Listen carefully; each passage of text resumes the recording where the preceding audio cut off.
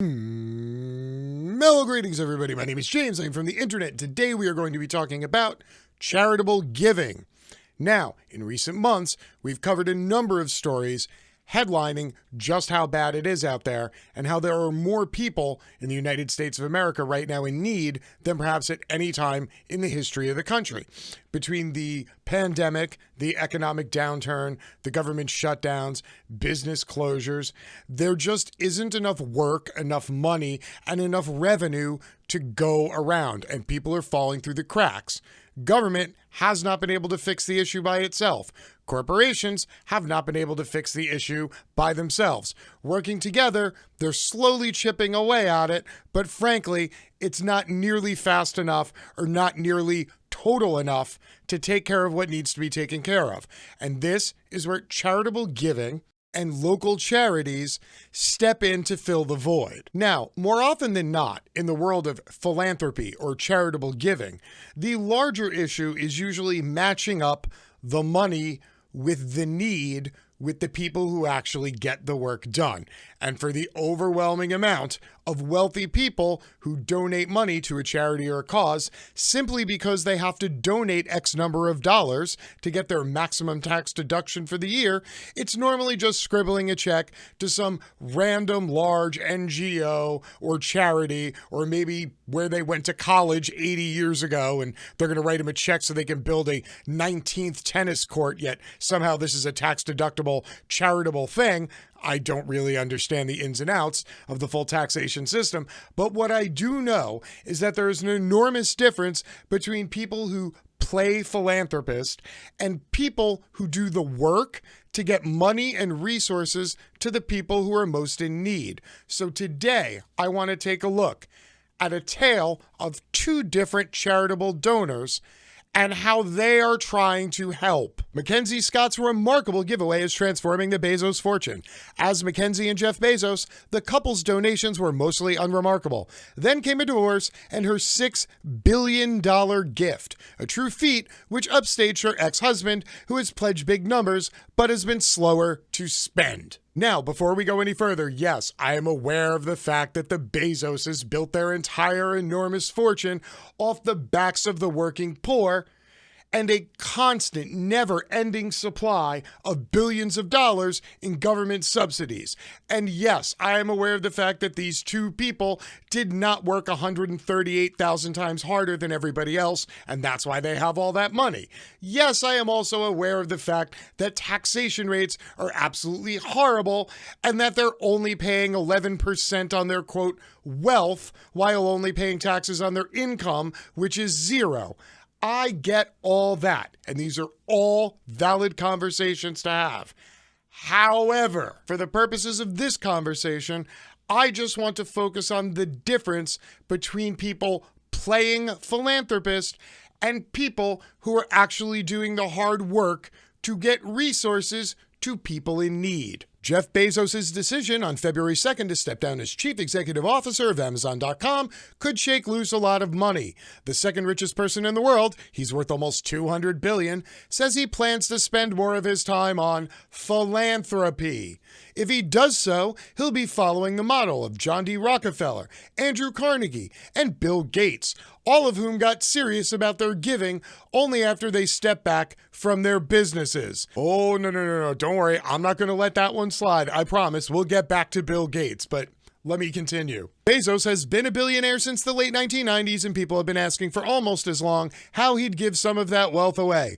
Quote, "Long term, I have a responsibility to be a philanthropist," he said on the Charlie Rose Show back in 2000. His first public gift wasn't until 2011, at which point he opened a trickle of philanthropy from what was starting to look like a bottomless fortune.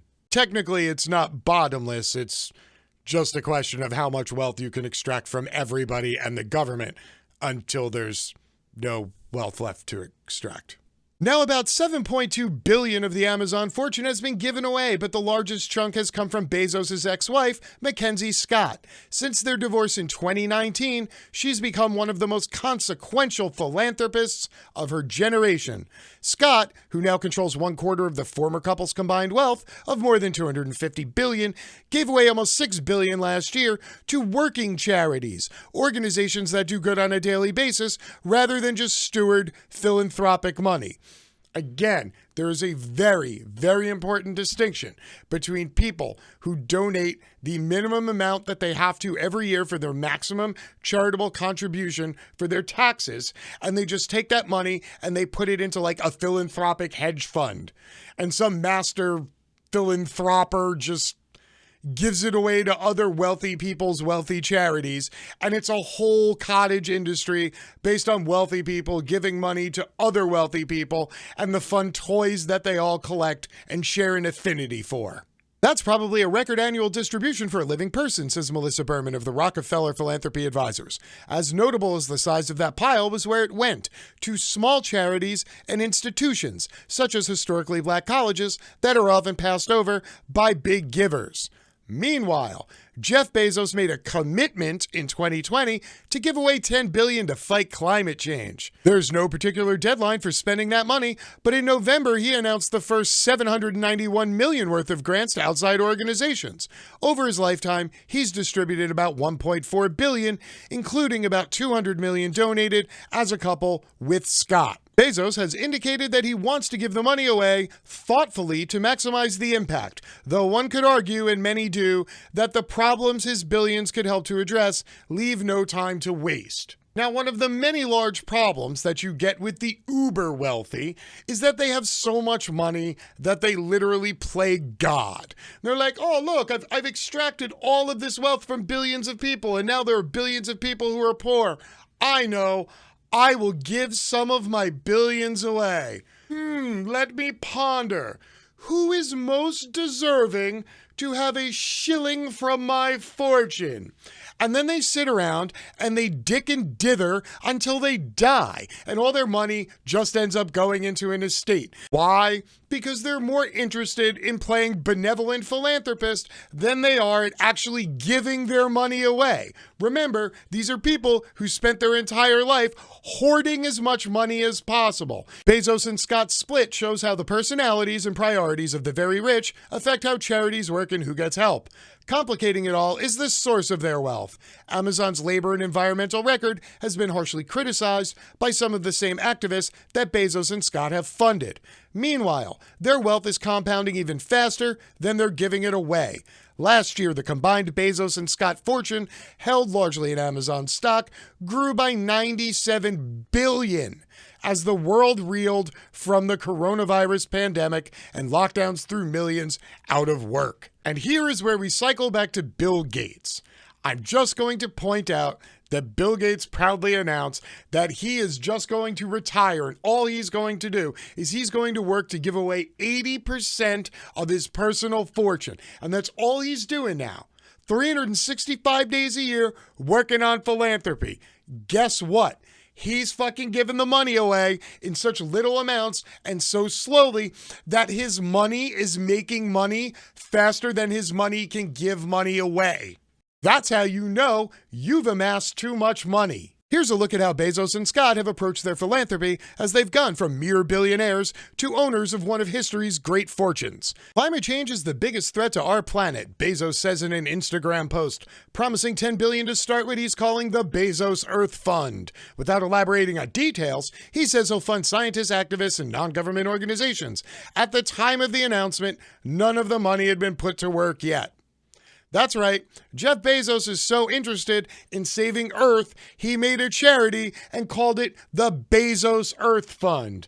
Why? Because calling it the Earth Fund would have given too much consideration to Earth and not as much attention to Bezos. Compared with other environmental gifts, Bezos' commitment is huge. The Climate Works Foundation estimates that less than 2% of global giving, about $5 to $9 billion a year, goes to climate-related causes. Nonetheless, $10 billion is not going to solve climate change. Many on the left of the environmental movement are wary about the announcement. The Earth Fund announcement is a pretty clear attempt at greenwashing, a way of distracting from what he's actually accountable for, which is his own business practices, says Matthew Miles Goodrich, fundraising director for the Sunrise Movement. Critics and employees alike often point to Amazon's high-speed delivery and excessive packaging as major contributions to climate change. Despite Amazon having a relatively high starting wage, many warehouse employees depend on food stamps or are even homeless. Quote, "We encourage anyone to compare our median pay and benefits to other retailers," says an Amazon spokeswoman, citing the company's health and retirement benefits. Labor groups are pushing, so far without success, to unionize its workers. Hey, Amazon spokeslady, just out of curiosity, all those great benefits and stuff, do you get those if Amazon purposely works you 32 hours a week or less so that you're not a full-time employee?